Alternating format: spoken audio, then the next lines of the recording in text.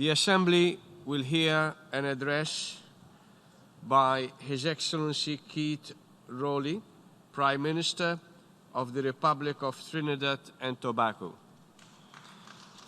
May I request protocol to escort His Excellency.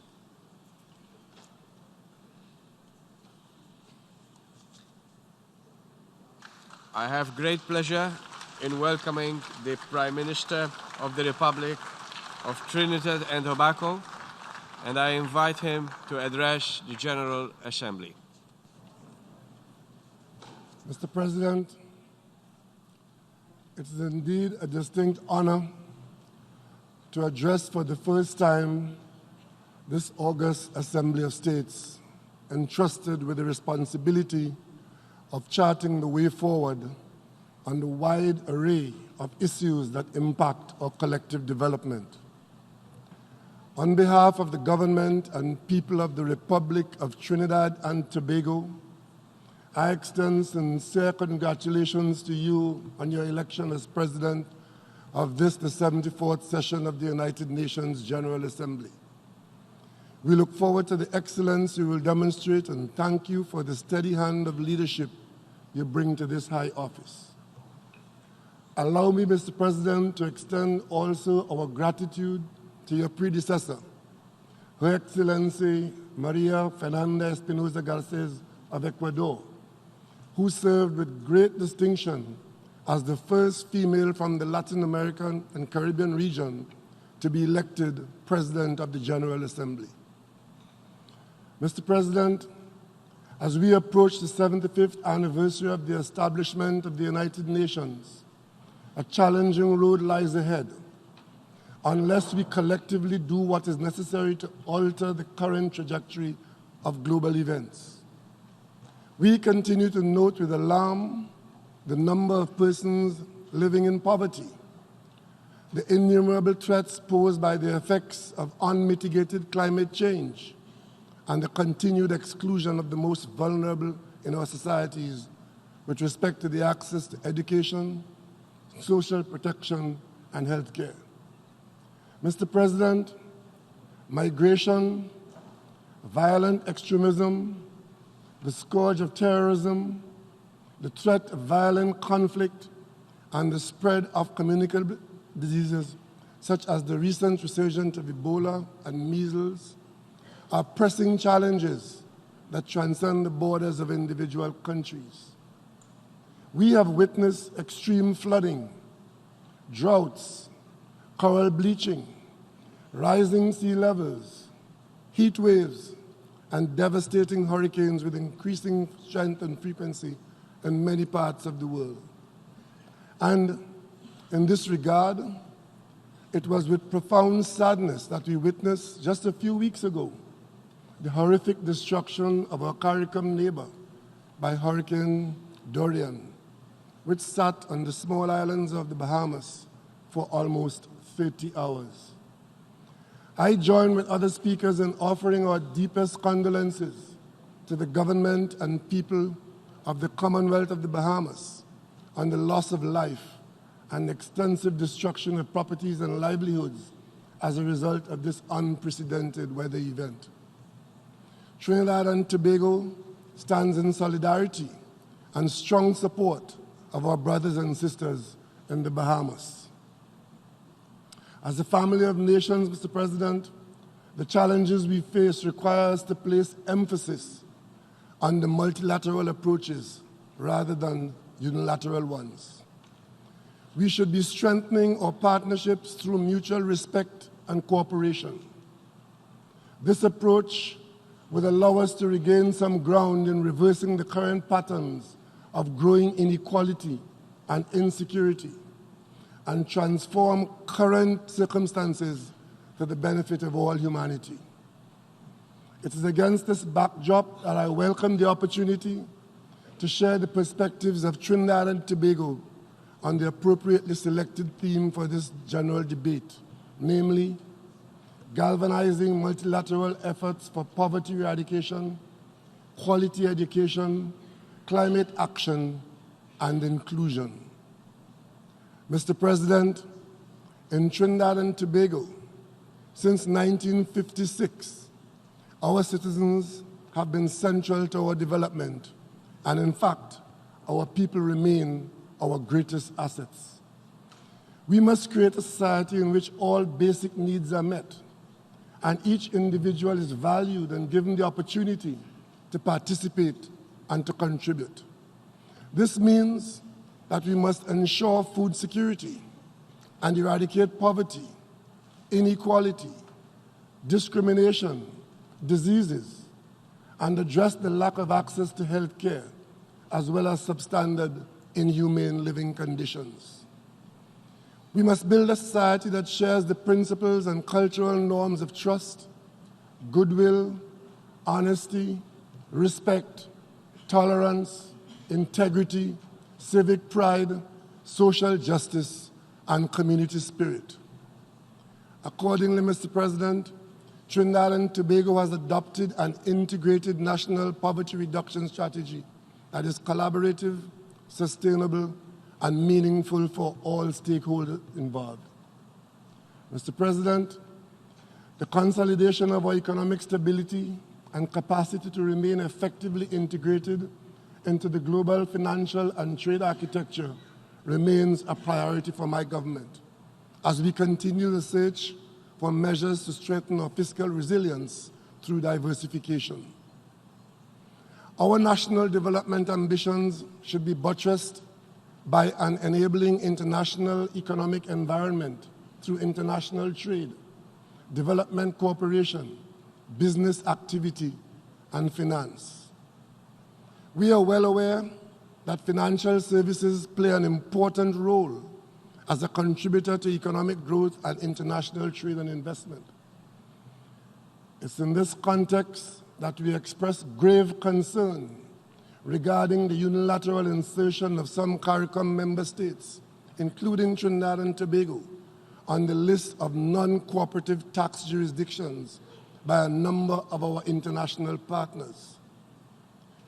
The label of non-cooperative tax jurisdiction has the potential to inflict irreparable damage to the reputations and economies of small island developing states like ours. Trinidad and Tobago therefore calls upon our international partners to adopt a more collaborative, just, and fair approach in addressing this issue.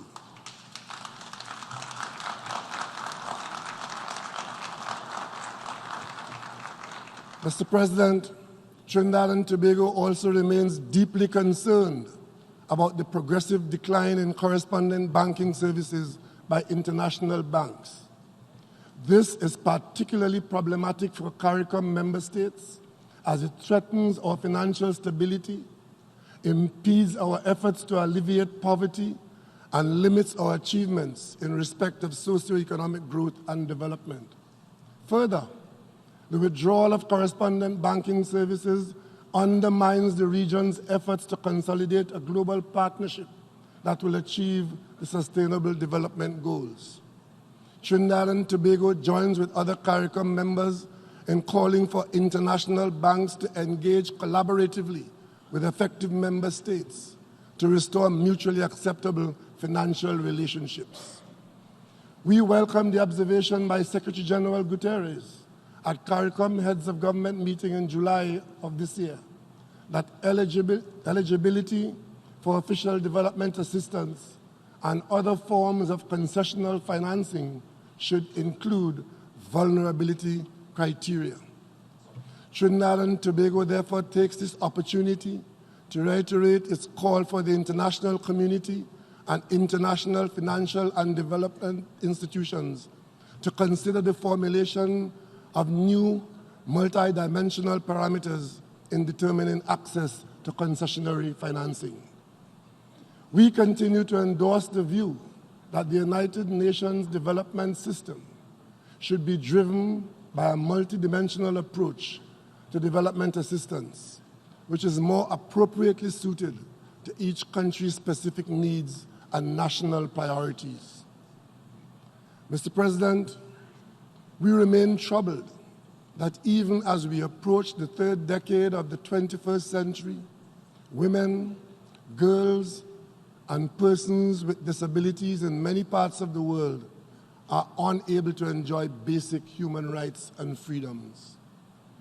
In our effort to combat this challenge, Trinidad and Tobago reaffirmed its commitment to the delivery of improved health care, the continued enhancement of the educational system, and increased accessibility and support to persons with disabilities.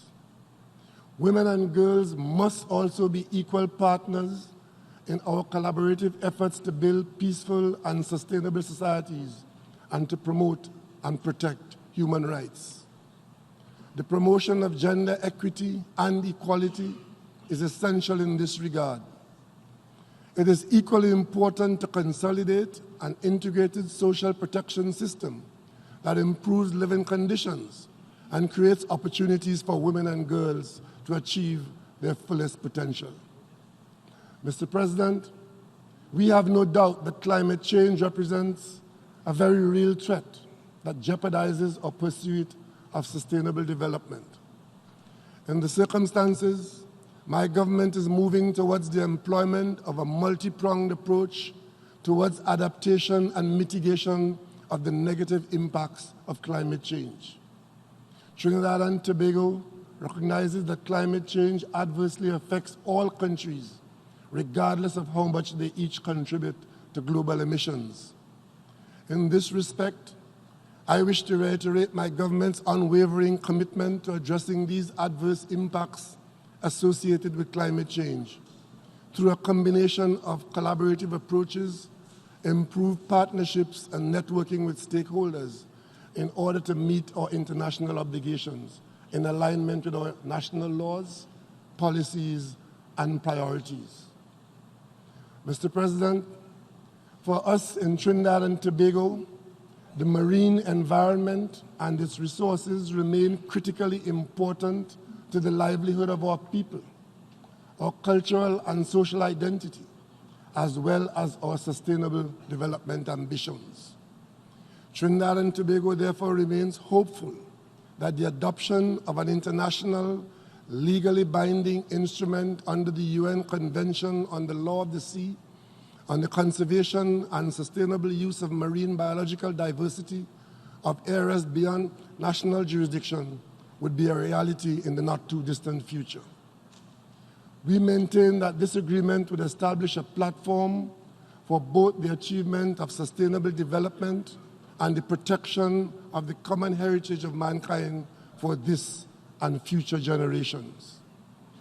Mr. President, the foreign policy of Trinidad and Tobago is guided by the tenets of respect for the sovereignty and sovereign equality of all states, non-interference and non-intervention in the internal affairs of other states, and respect and adherence to international law and the principles of the Charter of the United Nations.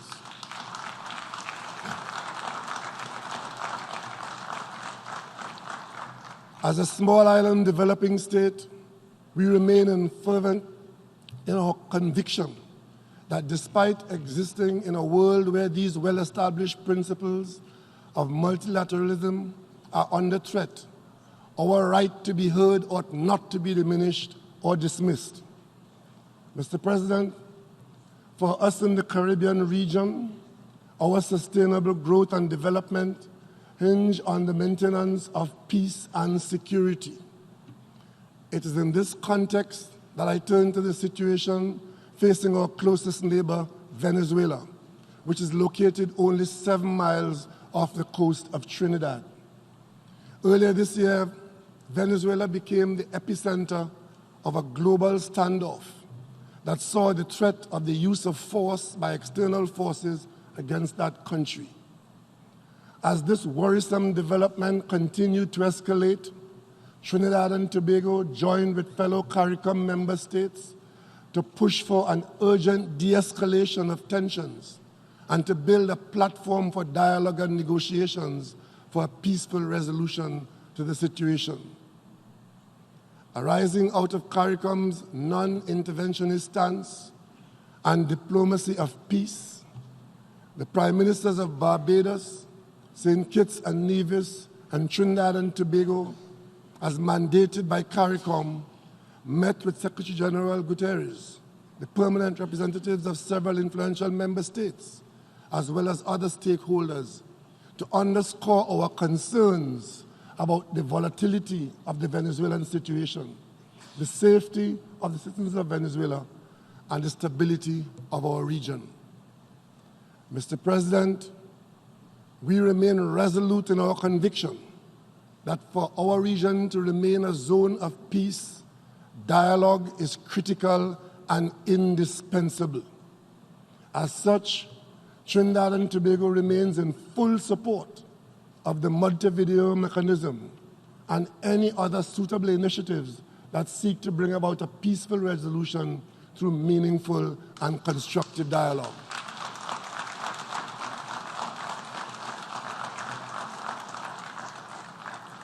In this regard, I make special mention of the Norwegian government, and I applaud its efforts thus far in bringing both sides to the negotiating table, most recently in Barbados. We recognize that in order to achieve meaningful progress, the negotiation process requires time and patience, and all parties must engage in good faith. We therefore urge external forces not to further engage in unilateral intrusions, which could potentially undermine the negotiations and ultimately cause further hardship for the Venezuelan people. The objective of the international community should be to ensure that both parties are allowed to arrive at conditions for progress in Venezuela, with the ultimate aim of achieving political stability, peace, and economic well-being. The Norwegian CARICOM Montevideo mechanism initiatives are indeed worthy of support towards this end. We are saddened by the recent withdrawal of a party from this sane and sober initiative, but we trust that this development is temporary because only Venezuelans can properly take ownership of their situation, and we of this body can only help them along the path to security and economic stability. Mr. President, for us in Trinidad and Tobago, our sustainable development would be difficult to attain without the management of irregular migration. Trinidad and Tobago has not been unaffected by the influx of migrants from Venezuela. To manage this situation, my government implemented a migrant registration framework, MRF system, for both documented and undocumented persons who entered our country. The aim of the framework is to safeguard the human rights and humanitarian needs of Venezuelan nationals within our borders, while safeguarding national interests such as national security. Those who were registered were granted approval to work for 1 year in the first instance. It should be noted that this registration process afforded those persons the opportunity to be self-funded through employment during their stay in Trinidad and Tobago. Mr. President, as a responsible member of the family of nations, the government and people of Trinidad and Tobago recognize our duty to assist our neighbors in their time of distress. We are undertaking to do so for just over 16,000 of our neighbors from Venezuela, despite our small size and very limited resources. Experience has shown that there are both opportunities and challenges with respect to migration. Our policy is rooted in the human attributes of respect and dignity, and ensuring that empathy shines through as a beacon to the destitute. Mr. President, these challenges are magnified for countries like Trinidad and Tobago, with limited resources and other capacity constraints. We have noted concern that criminal activity has moved from random acts of criminality to criminal networks, the activities of which are being carried out in an organized, highly sophisticated, and technological global environment. It is Trinidad and Tobago's experience and that of the CARICOM community as a whole that these compounded challenges represent a threat to our socio-economic well-being the rule of law, and our peace and security. Mr. President, while it is important to treat with violent extremism from a security perspective, the threat and effect of this phenomenon should be neither overlooked nor dismissed. The global threat of young people being lured by extremist groups remains a major concern. In this regard, Trinidad and Tobago reaffirms its commitment to joining the international community in building an alliance for a strategic collective security architecture that addresses the conditions that give rise to violent extremism. This framework, Mr. President, ideally ought to be buttressed by a robust international legal system that allows all people to live freely and in dignity with equal protection before the law and without fear of persecution or xenophobia. Mr. President, history has taught us that the maintenance of international peace and security cannot be separated from sustainable development. In this regard, we maintain that the economic, commercial, and financial embargo imposed against Cuba, a Caribbean nation which has been in place for almost 6 decades, undermines the country's potential to achieve sustainable development and economic growth. Trinidad and Tobago maintains further that the imposition of unilateral coercive measures against Cuba under the Helms-Burton Act is inconsistent with international law and the Charter of these United Nations. Trinidad and Tobago thus reiterates its call for the unconditional lifting of the economic, commercial, and financial embargo against Cuba.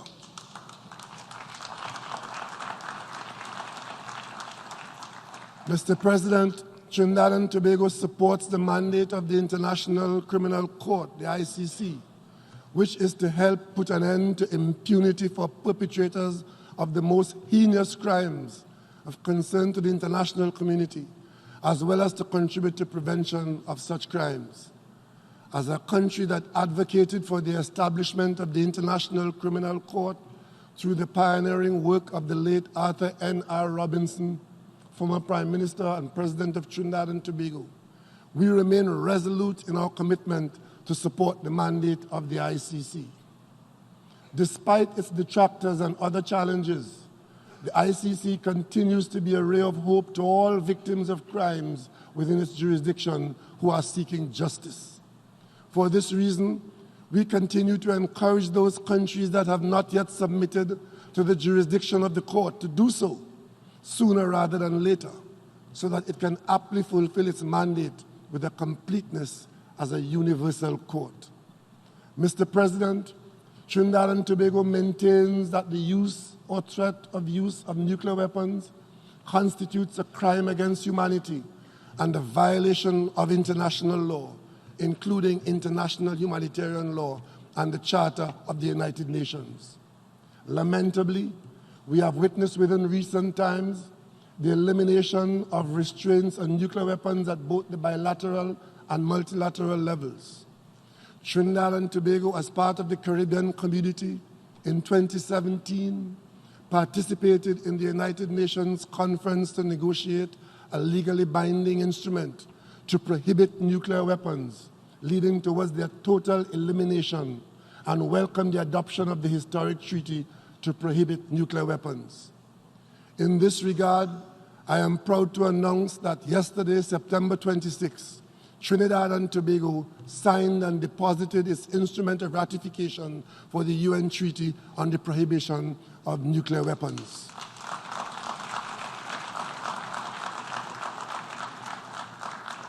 Mr. President, the reform of the Security Council continues to be an area where CARICOM remains actively engaged in its advocacy for early and comprehensive reform.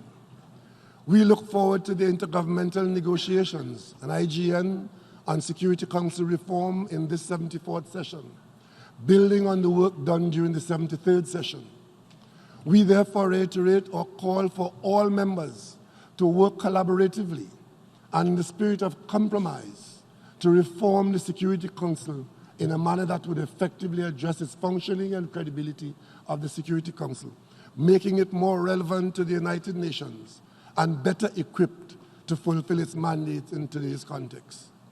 As CARICOM, one of our positions for the reform of the Security Council has been advocacy for guaranteed representation and inclusion of small island states, or SIDS, through a dedicated seat to be rotated among SIDS across all regions. While we remain hopeful that such a proposal would eventually find favor among member states at this moment, it is with great pride that we congratulate our CARICOM nation, St. Vincent and the Grenadines, which earlier this year became the smallest nation ever to secure a seat on the Security Council.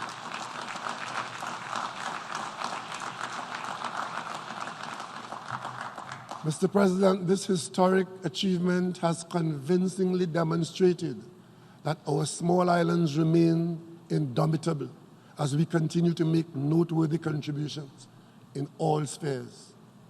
At this juncture, I would like to assure this General Assembly of Trinidad and Tobago's continued dedication to the maintenance of international peace and security, which is evidenced in our candidature for membership on the Security Council for the period 2027 to 2028, for what could be the second time in our nation's history. Mr. President, as the United Nations stands on the threshold of celebrating its 75th anniversary, Trinidad and Tobago is pleased to recommit itself to the principles and purposes enshrined in the UN Charter. As member states of the United Nations, we need to recalibrate our efforts towards ensuring that our organization is effective, relevant, and fit for purpose, and that no one is left behind.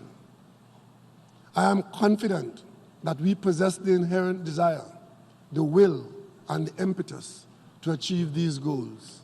Mr. President, on behalf of the people of Trinidad and Tobago and our CARICOM nations, I thank you.